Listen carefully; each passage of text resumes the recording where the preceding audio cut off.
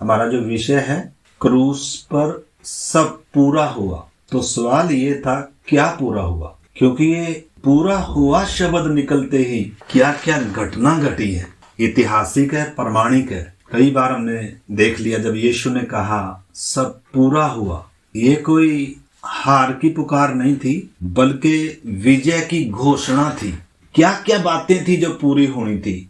हमने देखा था संपूर्ण पवित्र शास्त्र उत्पत्ति से लेकर मलाकी तक जो भी भविष्यवाणी हो रही थी, परमेश्वर का पवित्र शास्त्र कितना सत्य है, एक एक बिंदु भी बिना पूरा हुए टलेगा नहीं। जो हमारा आधार है पवित्र शास्त्र, परमेश्वर का वचन, ये कोई दंत कथा नहीं है, बुढ़ी माँ की कहानी नहीं है, बल्कि परमेश्वर का पवित्र वचन है, आवाज है परमेश्वर की, भविष्यवाणियां है ये। और बिना पूरे हुए यीशु ने कहा आकाश का टलना सहज है, लेकिन व्यवस्था में जो लिखा हुआ एक बिंदु भी बिना पूरा हुए टलेगा नहीं। तो भविष्यवाणियों की पूर्ति हम देख रहे थे और हमने देखा उद्धार का मूल्य चुकाया गया। पूरे बलिदान जो थे पुराने नियम में वो छाया थे, वो कभी भी पापों का प्रायश्चित नहीं कर पाए, परमेश्वर के न्याय को पूरा नहीं कर पाए। तो उद्धार का मूल्य चुकाया गया, व्यवस्था की मांग को पूरा किया। जितनी आदम की संतानें हैं, यानी कि जितने आदम में हैं, किसी ने भी परमेश्वर की व्यवस्था को, परमेश्वर की मांग को पूरा नहीं किया। आखिरी आदम प्रभु यीशु मसीह आया, निष्कलंक पवित्र जीवन बिताया और परमेश्वर की सारी मांगों को क्या किया, पूरा किया। एक एक बिंदु को पूरा किया। परमेश्वर को प्रसन्नदायक जीवन बिताना, परमेश्वर को संपूर्ण हृदय से प्रेम करना व्यवस्था की मांग है। लेकिन इंसान पापी होने के कारण, गुलाम होने के कारण, किसी के वश में होने के कारण बेबस है। समर्पण भले ही कितना कर ले, लेकिन तो भी परमेश्वर की व्यवस्था का उल्लंघन करता आ रहा है। इसलिए मनुष्य के ऊपर श्राप था, मनुष्य दंड के अधीन था। हमने इस बात को समझना है। क्रूस पर क्या पूरा हुआ, तो उद्धार का कीमत चुकाई गई, व्यवस्था की मांग पूरी की गई और पाप और मृत्यु पर विजय प्राप्त हुई। पाप से आज तक कोई भी छूट नहीं पाया, राज्य कर रहा है आज भी जो यीशु मसीह पर, जिन्होंने अभी तक विश्वास करके उद्धार नहीं पाया। मृत्यु भी राज्य कर रही है और शैतान भी। लेकिन जब हम देखते हैं क्रूस पर यीशु ने कहा सब पूरा हुआ, तो शैतान के प्रभुताओं को तोड़ दिया, मृत्यु के डंक को तोड़ दिया, कब्रें खुल गई और प्रधानताओं को, अधिकारों को ऊपर से उतार कर उनका खुल्लम खुल्ला तमाशा बनाया। और वचन कहता है जय जयकार की क्या सुनाई, ध्वनि सुनाई। तो पाप, मृत्यु और शैतान पर विजय का घोष है, ये ललकार है, ये जो अभी तक मानव जाति के ऊपर राज कर रहा था, यीशु मसीह ने उसकी प्रभुताओं को हमेशा के लिए क्या कर दिया, तोड़ दिया। और परमेश्वर और मनुष्य के बीच में जो बड़ी दीवार थी, बड़ी बाधा थी, शत्रुता थी, मतलब क्रूस के ऊपर उस पूरे बैर को, उस दुश्मनी को उसने खत्म किया, मेल कराया। मतलब क्रूस पर मनुष्य का परमेश्वर के साथ, परमेश्वर का मनुष्य के साथ मतलब शत्रुता थी। अनजाने में ही इंसान परमेश्वर का शत्रु बनकर और वही काम कर रहा था जो परमेश्वर के स्वभाव के विरोध में है, परमेश्वर की इच्छा के विरोध में है। और परमेश्वर का भी मनुष्य के ऊपर क्या था, न्याय था। तो क्रूस पर परमेश्वर और मनुष्यों के बीच का भी बैर खत्म हो गया और मनुष्य के बीच में भी बैर था। इजराइल का अन्य जातियों के साथ क्या था, हमेशा बैर था, आज भी है। आज भी कई दिन पहले नेतन्याहू कह रहे थे चाहे पूरी दुनिया के साथ हमें लड़ना पड़े, हम पीछे नहीं हटेंगे। उनका जज्बा देखो, छोटा सा देश है। तो हम उनकी कोई तारीफ नहीं कर रहे हैं, लेकिन पुराने नियम की कलीसिया या पुराने नियम में परमेश्वर के चुने हुए लोग थे, क्रूस तक परमेश्वर ने उनसे व्यवहार किया। तो वो सब बातें हम देखते हुए आ रहे हैं। तो आपको इसमें कोई सवाल हो तो आप सवाल भी करना, बातों को समझना। देखो क्रूस की कथा, क्रूस की गंभीरता हमें समझना बहुत जरूरी है। तो क्रूस पर पूरा हुआ सिर्फ नहीं है, बल्कि क्रूस पर कुछ आरंभ भी हुआ, शुरू भी हुआ। इंसान पाप का गुलाम नहीं रहेगा, गुलामी का जीवन नहीं, स्वतंत्रता का जीवन शुरू हुआ। नया जीवन और पुनरुत्थान शुरू हुआ। जो क्रूस पर चढ़ाए यीशु को अपना प्रभु मानेगा, मौत राज नहीं करेगी, पाप राज नहीं करेगा, शैतान राज नहीं करेगा। बहुत सारी बातें जब एक एक करके हम इसमें देखेंगे तो पवित्र आत्मा का युग, पेंतेकुस्त का युग आरंभ हुआ। परमेश्वर इंसान के अंदर आकर अब क्या करेगा? वास करेगा। पवित्र आत्मा अब एक व्यक्ति के अंदर, पुराने नियम में कभी भी पवित्र आत्मा एक पापी व्यक्ति के अंदर आकर वास नहीं करता था। थोड़े समय के लिए पवित्र आत्मा पुराने नियम के लोगों पर, संतों पर, भविष्यद्वक्ताओं पर उतरता था और उसी समय काम पूरा कराकर जिस उद्देश्य से उतरा था, चाहे भविष्यवाणी करवानी होती थी, भविष्य की बातें, मसीहा के बारे में भविष्यवाणी करनी होती थी, पवित्र आत्मा उन संतों पर, उन भविष्यद्वक्ताओं पर उतरता था और वो काम पूरा कराकर चला जाता था। सिमसोन पर उतरता था और उसने सिंहों को, भालुओं को फाड़ दिया, एक जबड़े से कितनों को मार दिया। मतलब वो मनुष्य की सामर्थ नहीं थी, परंतु वो पवित्र आत्मा की सामर्थ के द्वारा होता था। दाऊद पर पवित्र आत्मा का अभिषेक उतरता था। जो मतलब अभिषिक्त व्यक्ति थे, उनको पवित्र आत्मा वो उस विशेष कार्य के लिए उनको बर्तन के समान उपयोग करता था।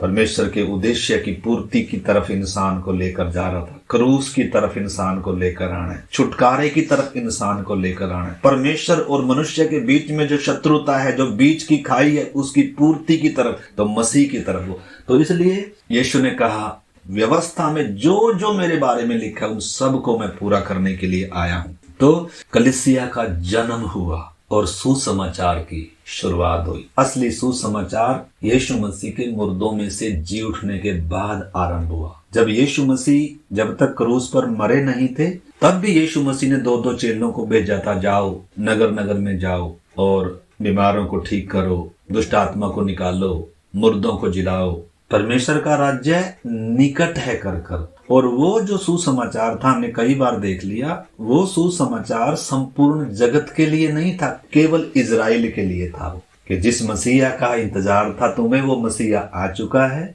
जो भविष्यद्वक्ता बोलते आए वो समय पूरा हो चुका है। जो व्यवस्था आपको बताती है, जो पूरे बलिदान व्यवस्था के बता रहे थे, उस मसीहा के लिए वो समय आ चुका है, उसको पहचान लो। लेकिन इजराइल ने उसको पहचाना नहीं, क्रूस पर चढ़ा। एक वचन हम पढ़ेंगे, भजन संहिता 85 अध्याय उसका 10 आयत। इधर लिखा है, करुणा और सच्चाई आपस में मिल गई है, धर्म और मेल ने आपस में चुंबन किया है। ये भजन संहिता में एक भजन के तौर पर कहा गया। वास्तव में पवित्र आत्मा क्रूस का संदेश दे रही थी कि भविष्य में एक ऐसा होने जा रहा है, क्योंकि अभी तक करुणा और सच्चाई आपस में मिली नहीं थी। धर्म और मेल ने अभी तक आपस में चुंबन किया नहीं था। परमेश्वर का जो स्वभाव है ना, परमेश्वर का स्वभाव हमने समझा, परमेश्वर के गुणों में टकराव था। मतलब टकराव की स्थिति थी। क्या थी?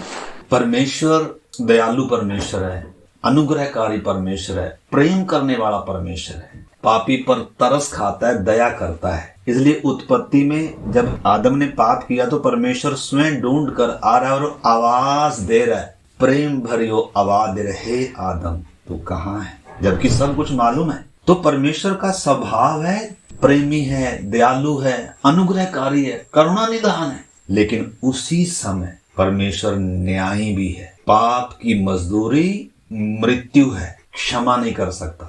तो टकराव है, मतलब बीच में टकराव क्या है? परमेश्वर एक व्यक्ति को माफ नहीं कर सकता, प्रेमी है। के लिए इसको समझने के लिए निर्गमन की किताब का 34 अध्याय 6-7 वचन पढ़ेंगे। परमेश्वर का स्वभाव कैसे, जो असंभव कार्य था, मतलब जो कभी हो ही नहीं सकता था, क्रूस पर उसका समाधान किया है। 34 अध्याय का 6 और 7 वचन। यहोवा उसके सामने होकर यों प्रचार करता हुआ चला, यहोवा यहोवा ईश्वर दयालु और अनुग्रहकारी, कोप करने में धीरजवंत और अति करुणा में और सत्य है, हजारों पीढ़ियों तक निरंतर करुणा करने वाला, अधर्म और अपराध और पाप का क्षमा करने वाला, परंतु दोषी को वह किसी भी प्रकार से निर्दोष नहीं ठहराएगा। अधर्मी को धर्मी नहीं ठहरा सकता। मुजरिम को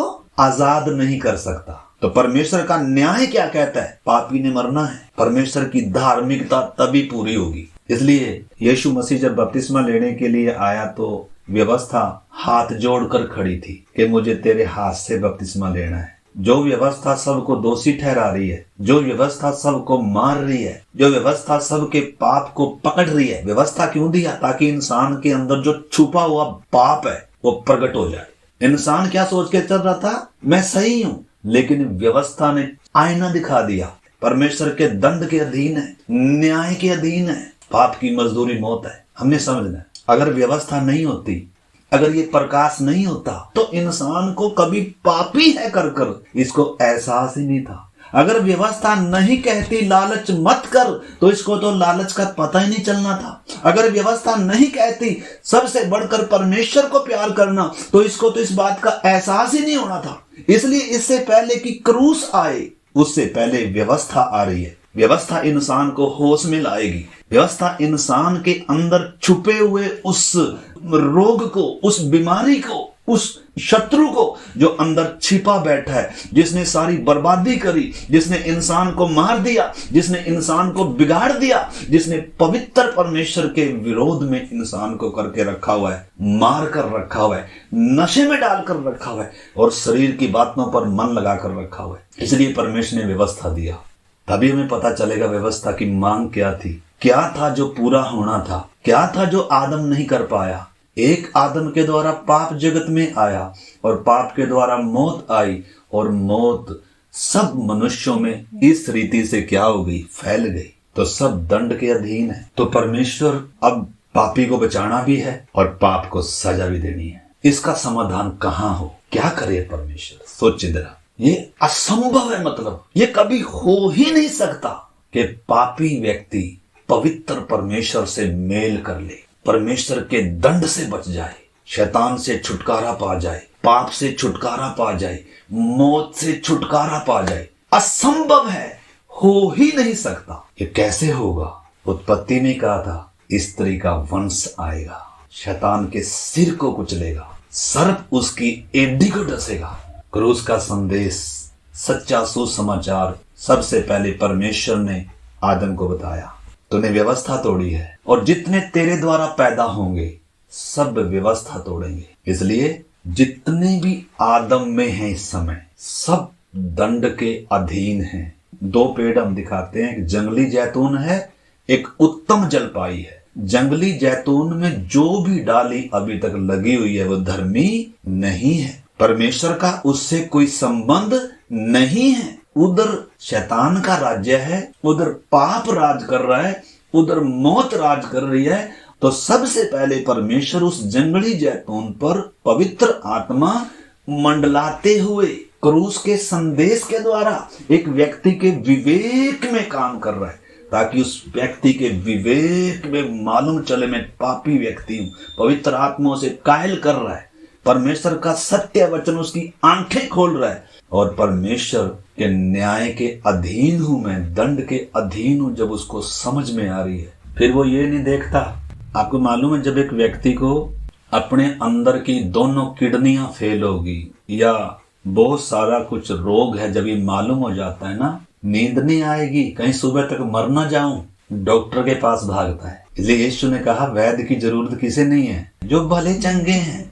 लेकिन जिस दिन परमेश्वर की आत्मा, परमेश्वर का पवित्र वचन उसके हृदय का अल्ट्रासाउंड करता है, उसके अंदर की असली तस्वीर दिखाता है, जोड़ हिल जाते हैं। उसी रात उसी समय डॉक्टर के पास भागता है। कितने पैसे लग जाओ देखेगा नहीं, पैसे प्यारे नहीं लगते, जान प्यारी लगती है। ये भी नहीं देखेगा जो डॉक्टर है वो कैसा है, हिंदू है, मुसलमान है, सिख है, ईसाई है, अस्पताल 2 किलोमीटर दूर है या 20 किलोमीटर दूर है ना, ये नहीं देखेगा। क्यों? क्योंकि मौत का भय, मौत राज कर रही है। जान किसे नहीं प्यारी? क्यों लोगों ने उसी दिन बपतिस्मा लिया? क्यों लोगों के हृदय छिद गए? अभी तक बहुत सारे हम अपने आपे में नहीं आए, मेरे अंदर की बीमारी अभी तक मालूम भी नहीं है। इस करके हमने समझना मेरे प्यारे भाई बहनों, इधर जब हम देखते हैं, हमने 34 में हमने पढ़ा, लिखा है हजारों पीढ़ियों तक निरंतर करुणा करने वाला, अधर्म और अपराध और पाप का क्षमा करने वाला है, परंतु दोषी को वह किसी भी प्रकार से निर्दोष नहीं ठहराएगा। वह पितरों के अधर्म का दंड उनके बेटों वर्ण पोतों और परपोतों को भी देने वाला है। इसलिए आदम का जो दंड था सब मनुष्य जाति पर आया। एक आदम ने पाप किया, दंड सब पर आया। परमेश्वर का न्याय है, परमेश्वर की धार्मिकता है। इधर हम देखते हैं करुणा और सच्चाई आपस में मिल गई, धर्म और मेल ने आपस में चुंबन किया। ये वास्तव में क्रूस का संदेश दे रहा था पवित्र आत्मा। भविष्य में होने वाली घटना के बारे में कह रहा था। उस समय दाऊद के मुख से क्रूस की गंभीरता छिपी हुई है। इधर कैसे उधर मेल होगा। तो परमेश्वर की जो करुणा है, करुणा क्षमा करना चाहती है इंसान को, और सच्चाई पाप को प्रकट करती है, और धार्मिकता दंड की मांग करती है, और शांति मेल चाहती है। मतलब आपस में इनका मिलना असंभव है। जो परमेश्वर का जो स्वभाव है हमने देखना है। परमेश्वर, इसमें कोई शक नहीं है, परमेश्वर प्रेमी है, दयालु है, करुणा निधान है, क्षमा करने वाला है। लेकिन ये आधा हिस्सा है, सिक्के का एक पहलू है। सिक्के का दूसरा पहलू है, परमेश्वर अधर्मी को, पापी को किसी भी कीमत पर निर्दोष ठहरा नहीं सकता। पाप की मजदूरी मृत्यु है। मतलब अगर परमेश्वर पाप को हल्के में ले या अपने न्याय को क्रॉस करके मेल करे तो यीशु को कभी मरने की जरूरत नहीं थी। बात को हमें समझना मेरे प्यारे भाई बहनों। तो दयालु भी है, परंतु दोषी को किसी भी कीमत पर माफ नहीं कर सकता, क्षमा नहीं कर सकता। क्षमा मिलनी है तो किस आधार पर मिलनी है? पहले परमेश्वर का न्याय पूरा होना है, पहले परमेश्वर की न्याय की मांग पूरी होनी है, तब मेल करूंगा। मेल करूंगा मैं, लेकिन परमेश्वर के सामने जो टकराव है उसके स्वभाव में, उसके गुणों में, परमेश्वर एक पापी को माफ नहीं कर सकता। माफी किस आधार पर? पाप की सजा पहले गिरनी है, पाप के ऊपर पहले दंड आना है, पहले परमेश्वर का न्याय पूरा होना है। न्याय को टालकर परमेश्वर इंसान से मेल नहीं कर सकता। तो ये जो कभी हो ही नहीं सकता था, पुत्र प्रभु यीशु मसीह ने निर्णय किया, देहधारी होकर मैं पिता की इच्छा को पूरा करूंगा, मैं परमेश्वर की मांग को पूरा करूंगा, मैं एक पापी व्यक्ति का पवित्र परमेश्वर से मेल कराऊंगा। तो क्रूस पर जब पापी व्यक्ति का परमेश्वर से मेल हो रहा है, पाप को हल्का नहीं लिया गया, पाप को टालमटोल नहीं किया गया, पाप को अनदेखा नहीं किया गया ना। जब यीशु मसीह ने सारे जगत का पाप अपने ऊपर उठाया, वचन कहता है जो पाप से अज्ञात था, जिसने गाली सुनकर गाली नहीं दी, जिसने कभी भी परमेश्वर की आज्ञा को नहीं तोड़ा, सदा परमेश्वर को प्रेम किया, पिता की इच्छा को सर्वोपरि रखा, अपनी इच्छा अपनी मर्जी कभी पूरी नहीं करी, अपने आप को कभी खुश नहीं किया, सदा पिता को खुश किया, परमेश्वर की सारी मांगों को पूरा किया। स्वर्ग से आकाशवाणी हो रही है, ये मेरा प्रिय पुत्र है जिससे मैं प्रसन्न हूं, इसकी सुनो। अब व्यवस्था की नहीं, व्यवस्था तुम्हें दोषी ठहरा रही है, व्यवस्था तुम्हें न्याय के अधीन कर रही है, दंड के लायक ठहरा रही है, लेकिन व्यवस्था इस यीशु के बारे में कह रही है, इसकी सुनो। इसलिए मूसा के द्वारा व्यवस्था आई, उससे पहले आदम के द्वारा दंड आया, पाप आया, गुलामी आई, और फिर मूसा के द्वारा व्यवस्था आई, ताकि आदम को या इंसान को या आदम वंशियों को मालूम चले मैंने वाटिका में किया क्या है, मैंने किसके खिलाफ पाप किया और पाप कितना बड़ा किया है, और पाप की मजदूरी क्या है, और परमेश्वर का अनुग्रह कितना महान है, और मेरा सबसे पहली आवश्यकता मेरी उद्धार है, पापों की माफी है, परमेश्वर से मेल है। तो बात को समझना मेरे प्यारे भाई बहनों, ये हमारे ऊपर नहीं है, परमेश्वर का आदेश है, मन फिराओ स्वर्ग का राज्य निकट है। तो बहुत जब हम इस बात को मनन करते हैं कि छोटी बात नहीं है, केवल अगर परमेश्वर केवल करुणा करने वाला हो तो न्याय कहाँ गया? फिर परमेश्वर का न्याय कैसे पूरा होगा? तो परमेश्वर क्यों परमेश्वर है? क्योंकि वो न्यायी परमेश्वर है, धर्मी परमेश्वर है। यीशु मसीह यूहन्ना बपतिस्मा दाता कहता है जब यूहन्ना ने कहा मुझे तेरे हाथ से बपतिस्मा लेने की जरूरत है, लेकिन यीशु ने कहा इसी प्रकार हमें परमेश्वर की पिता की धार्मिकता को क्या करना है, पूरा। परमेश्वर की धार्मिकता क्या है? पाप की सजा अवश्य गिरना है। पाप की सजा गिरना है तो यीशु ने मनुष्यों की साइड में आना है। अगर यीशु मनुष्यों की साइड में ना आए तो मनुष्य जाति को कोई भी परमेश्वर के न्याय से बचा नहीं सकता। परमेश्वर का प्रेम भी नहीं बचा पाएगा, क्योंकि प्रेम परमेश्वर करता है, इसमें कोई शक नहीं है, लेकिन परमेश्वर की न्याय की मांग भी पूरा होना है। पाप की मजदूरी मृत्यु भी आनी है। तो उत्पत्ति में वाटिका में जो निर्दोष जानवर का खून बहा था, उसका चमड़ा उतार कर नंगे और पापी आदम को ढांपा गया था, वायदा देकर भेजा गया था स्त्री का वंश आएगा। वो मेमना यीशु मसीह की छाया है। वो उसका जो चमड़ा का वस्त्र उसको पहनाया गया, वो यीशु मसीह की धार्मिकता की छाया है। हमें एक पापी व्यक्ति को परमेश्वर कैसे धर्मी ठहराए? क्योंकि पापी है, ये धर्मी ठहर नहीं सकता। इसलिए यीशु मसीह की धार्मिकता, हम धर्मी अपने कर्मों से नहीं है, हम धर्मी अपने प्रयासों से, भक्ति से नहीं है, बल्कि परमेश्वर की महान अनुग्रह दया के कारण जब यीशु ने परमेश्वर की सारी मांगों को पूरा किया, परमेश्वर के न्याय को पूरा किया, क्रूस पर कैसे मेल कराया, कैसे जो मेल कराने वाला था बीच में, कैसे पापी मनुष्यों ने भी उसको क्रूस पर चढ़ाया, कैसे उसका खून की अंतिम बूंद भी निचोड़ ली। कितनी बड़ी शत्रुता थी जो मेल कराने आया। परमेश्वर के क्रोध का भी सामना कर रहा है और मनुष्यों के क्रोध का भी सामना कर रहा है और चुप है। इसलिए क्रूस का संदेश, क्रूस की गंभीरता बड़े से बड़े पापी को घुटनों पर लाता है, नई जिंदगी देता है, छुटकारा देता है।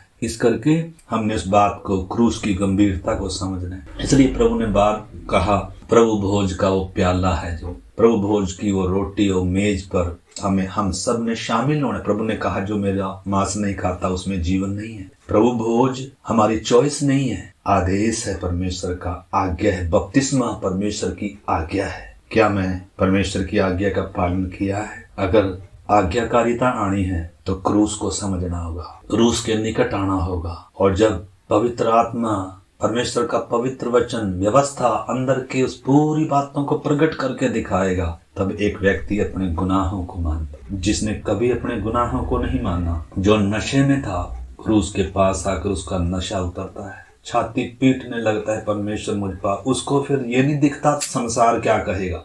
जिनको ये नजर आ रहा है ना संसार क्या कहेगा, वास्तव में उनका नशा उतरा नहीं है। जिनको ये लग रहा है ना, अरे मेरे किडनियां तो दोनों खराब हैं, लेकिन देखो मैं पैसा नहीं खर्च करना चाहता। मेरी किडनियां तो दोनों खराब है, लेकिन मैं डॉक्टर के पास जाना नहीं चाहता। फिर वास्तव में तुझे तेरी बीमारी का मालूम ही नहीं है भाई।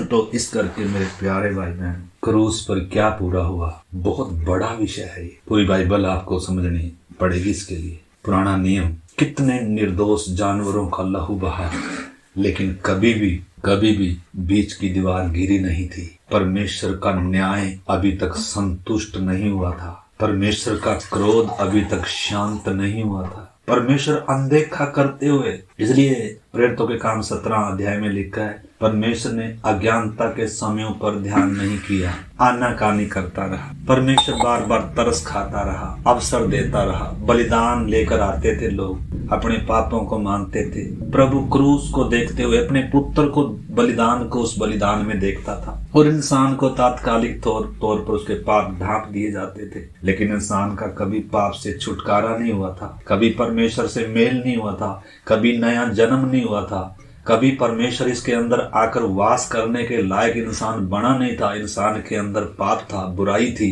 परमेश्वर इसके अंदर आ नहीं सकता था। इसलिए परमेश्वर दया करता रहा इंसान पर, क्योंकि परमेश्वर दयालु भी है, करुणा निधान भी है, प्रेमी भी है। लेकिन उसका मतलब ये नहीं है कि न्याय को छोड़कर या अपने न्याय को साइड में रख कर और मेल कर ले। परमेश्वर ऐसा नहीं, पहले न्याय पूरा होना है। तो यीशु ने क्रूस पर कैसे परमेश्वर के क्रोध, पाप के ऊपर सजा आ गई, पाप के ऊपर पूरा दंड आया। यीशु मसीह हमारे लिए पाप बना, दूसरा कुरिन्थियों 5:21 जब हम पढ़ते हैं, लिखा है जो पाप से अज्ञात था, मतलब वो हमारे लिए पाप ठहराया गया ताकि परमेश्वर का न्याय उस पर गिरे और पापी पर परमेश्वर की दया हो। तो कैसे मेल हो रहा है, कैसे आपस में मेल हो रहा है। भले ही उद्धार मुफ्त है, परमेश्वर के अनुग्रह का दान है, लेकिन ये मुफ्त नहीं है वास्तव में। इसके लिए स्वर्ग को पूछ कर देखें, यीशु को पूछ कर देखें, इसके लिए कितनी बड़ी कीमत अदा करी गई है। बहुत बड़ी कीमत है। इसे लिखा है ऐसे बड़े उद्धार से। उद्धार इतना बड़ा है, इंसान जन्म से लेकर मृत्यु तक चाहे कितने भी कर्म कांड कर ले, कितने भी प्रयास कर ले, इस उद्धार की कीमत अदा नहीं कर सकता। अपने प्राणों की छड़ौती के लिए कुछ नहीं दे सकता। सोना चांदी हीरे जवाहरात कीर्तन भगत चाहे कितने भी कर्म कांड कर ले, इंसान अपने प्राणों की कीमत नहीं चुका सकता, उद्धार की कीमत नहीं चुका सकता। इसलिए प्रभु यीशु मसीह हम पापियों के लिए उद्धार की कीमत अदा कर रहा है, और ये हंसते हंसते नहीं कर रहा है। इसलिए क्रूस जब हम देखते हैं, क्रूस को जब हम समझते हैं, हंसते हुए कोई यीशु पर विश्वास नहीं करता, अपने पापों के प्रति कायल होता है। प्रभु मुझ पापी के लिए, मुझ गुनहगार के लिए, मैं था प्रभु पापी, मेरा दंड है, वो सजा मेरी है, उस दंड का हकदार मैं हूँ, पाप मैंने किया है और यीशु मसीह ने मेरी जगह ली है। मेरे लिए उसने मुंह पर थुकवाया, मेरे लिए कोड़े खाए, मेरे लिए परमेश्वर के न्याय को उसने ले लिया। जब ये व्यक्ति, ये विषय, ये बात, ये भेद जब एक व्यक्ति जानता है, तब वो व्यक्ति कहता है, तो क्रूस पर क्या भी शुरुआत होती है, अब मैं जीवित नहीं रहा, अब मसीह मुझ में जीवित। नई जिंदगी की शुरुआत है, जीऊंगा तो मसीह के लिए। आज देखो कितनी बार हम बपतिस्मा लेने के बाद भी संसार में फिर लौट जाते हैं। पीछे लौटने वाले बहुत चेतावनी दिया है प्रभु ने। इजराइल हमारे सामने 32 लाख की भीड़, उनको मिस्र में से निकाला था, लेकिन मिस्र उनके अंदर से निकालने में कितना समय लग गया। जिनके अंदर से मिस्र निकला नहीं वो नाश हो गए। परमेश्वर ने कसम खाई, मिस्र के चाहने वालों को कनान देश दिखाऊंगा नहीं। इसलिए पाप के चाहने वालों को, संसार के चाहने वालों को परमेश्वर अपने स्वर्गीय राज्य का अनुभव